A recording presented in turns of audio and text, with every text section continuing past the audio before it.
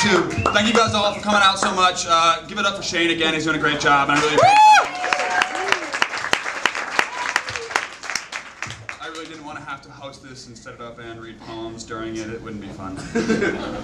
Alright, so I'm going to read you a couple of poems out of my brand new book that I was stitching up until late in the AM, early in the AM this morning. I hand-stitched these things. They're pretty cool. You should ask me about them. I've got a lot of stuff I can tell you about this book. Anyway, I'm going to read you some poems out of it. They're variants of slam poems you might have heard me do in the last 5 years. And then I'm going to read you a poem, and then I'm going to read you another poem, and then I'm going to go. Alright? Yes, dear! We love you!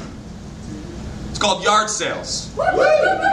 These piano keys are the yellow teeth of someone else's childhood. Our fingerprints, negative imprints in their dust. I remember her, like a duck remembers a hurricane. And for all I know, she might remember me the way a storm remembers a duck, just an awkward little bit of waterproof nothing.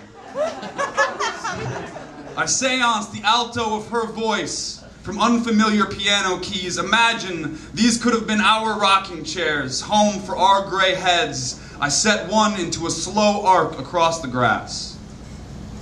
How do you ask someone if she remembers an old age you never had together? How do you tell her that it is easier to love her as a distant thunderhead than it ever was to wring rainwater from the knots in her back? What do you say about an ember once you have poured water on the campfire and gone home? You never tell her how well she floats in your memory.